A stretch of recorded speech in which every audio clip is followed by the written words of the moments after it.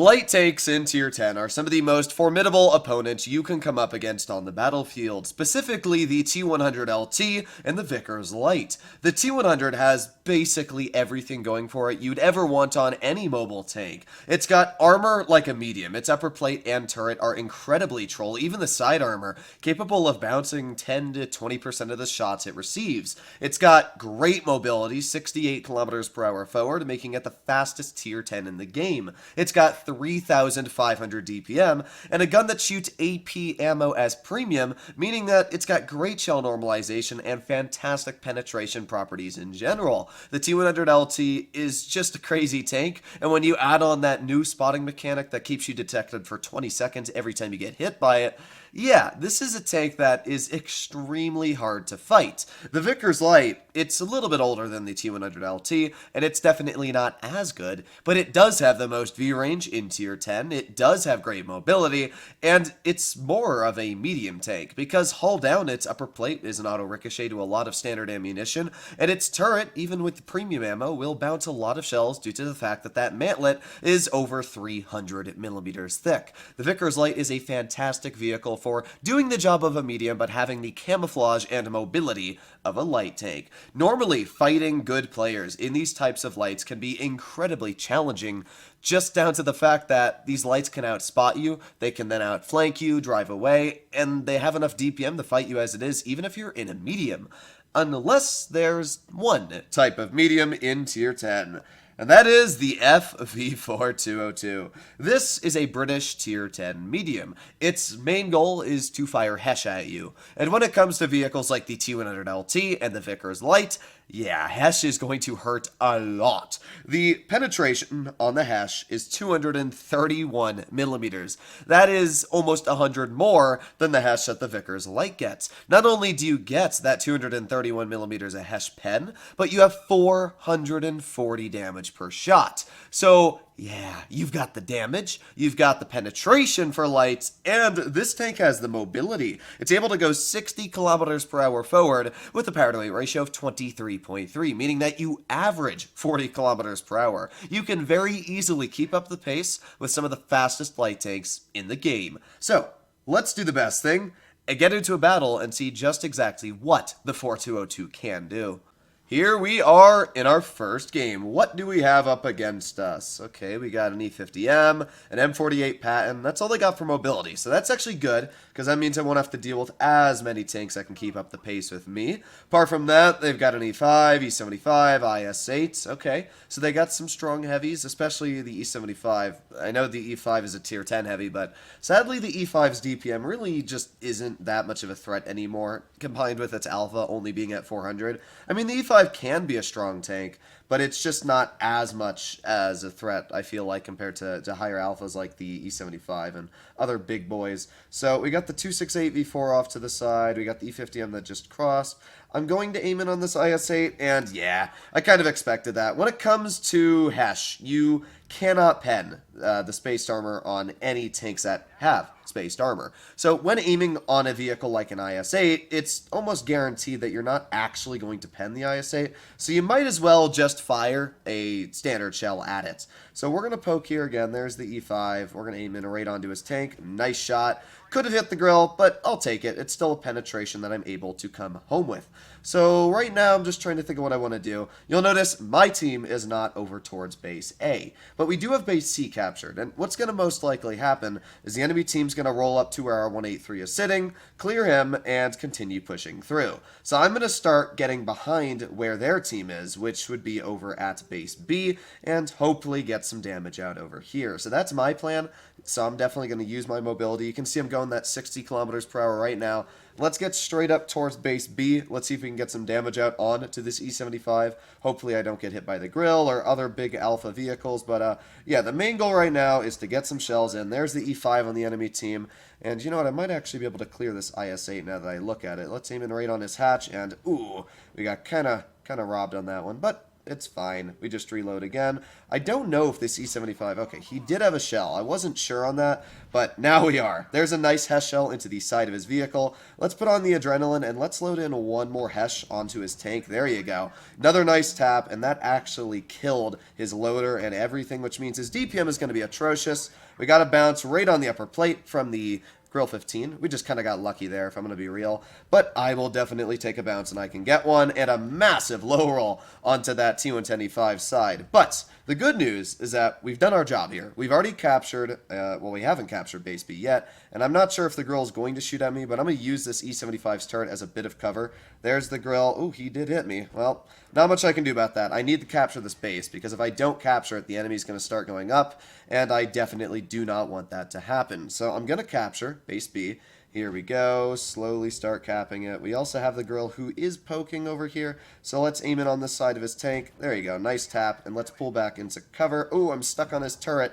Uh-oh. E75 turret. Don't do this to me. No, no, no, no, no, no. Oh, we're fine. I was about to say that E75 turret may have just killed me.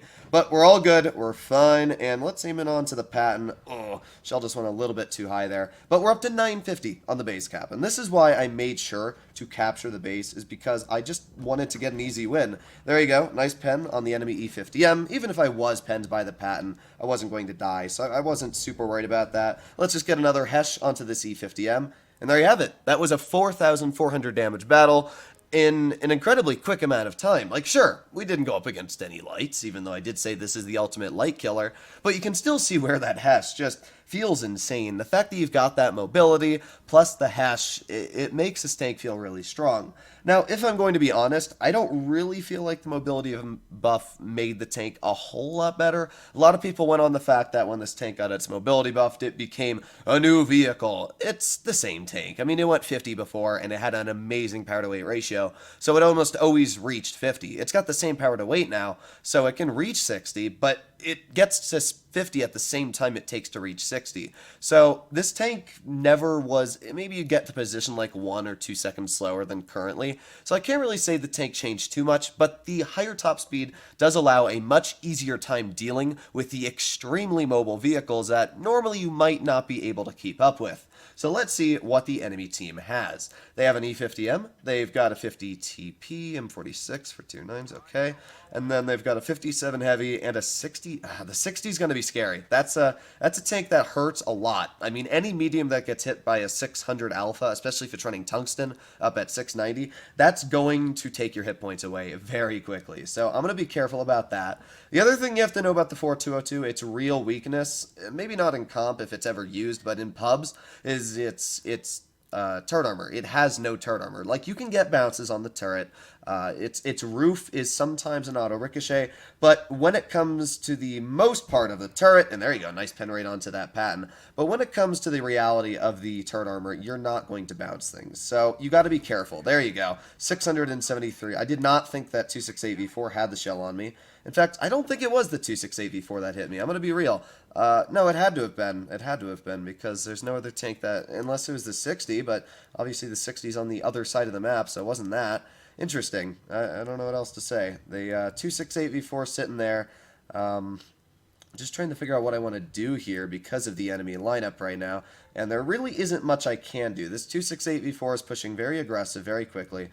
Let's aim in on the side of his tank, aiming and fire. There you go. Nice Hesh into his tank for 448. Not a bad roll at all. And now we're going to drive away. This is where that mobility does feel very nice. I mean, this 268V4 is not the fastest of tanks, which we know. So because of that, I can just kind of roll over here. And honestly, we got the Foch pushing up on this guy, which will be great for me. So I'm just going to kind of sit here. I'm going to shoot Hesh just at the 268V4 because I know I can't really pen him. So Hesh should do the trick here. Let's aim it on his hatch. Oh, missed it, but I mean, it's fine. This guy's going to die. The 50M is no longer over here. So that Object 84 should be able to finish him off. And we're going to aim in on... Oh, that sucked.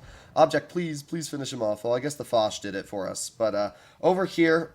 This battle's not going great. This Yo's going to die, which is not what you want. Hopefully this Yo is going to pen some shells before he does end up dying, and wow, thank you, gun.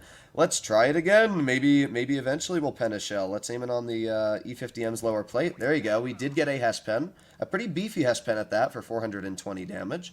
Let's start backing up, and let's see. Let's see what we're going to do here. Well, if the C50M does poke, he's going to lose a pretty substantial chunk of HP. So I'm going to keep this in mind. Let's just wait here and poke it. There you go. Another nice shot into the enemy E50M. We did get pen, though, and a pretty nice pen from that guy. Pretty beefy shot there. Let's start backing up, but I'm kind of stuck here. Back up. Okay, there you go. Aiming and fire. Nice. Another nice shot into that enemy E50M. Alright, so let's see what we're going to do here. Yeah, I gotta be honest, the only thing that I messed up there on was I drove into the wall instead of actually backing up correctly, but that's just me being a doofus. I did miss my fire button there, but that's fine. We still cleared him, and all that's left is the 57 Heavy and the Patton. I'm hoping that our 84, which he did, cleared the enemy Patton, which means all that's left is the enemy 57 Heavy. He fired one shell, but the 57 still might have 2 shells left in the gun. So I'm going to be careful. Our Foch is over towards the side, and as soon as this 57 fires its second shell, I know that we are in the clear. So I'm going to use my mobility, get behind this 57 Heavy. There you go. There's one nice tap into the rear of his tank. Let's keep backing up. And let's go for a second tap right into his track wheel. There you go. And with that, this will be a pretty easy dub. Let's just put on my adrenaline. Let's aim in one more shell. And, I mean, we didn't even need to because our Foch finished him off. We made a couple mistakes in this game, but that was just me making a little bit of a mistake on mobile.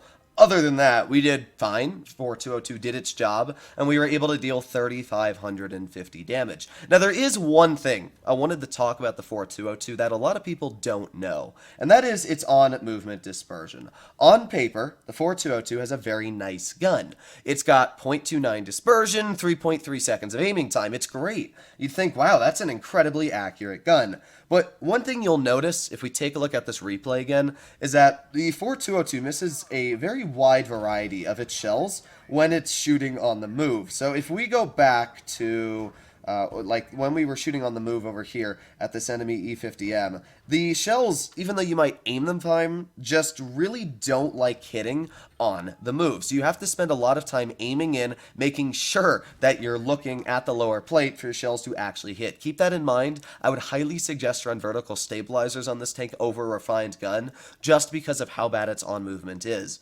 But that's just my opinion. Hopefully you enjoyed today's video. If you'd like to see more like it, you know what to do. But other than that, stay happy, stay healthy, and I'll be seeing you in the next one. Bye-bye!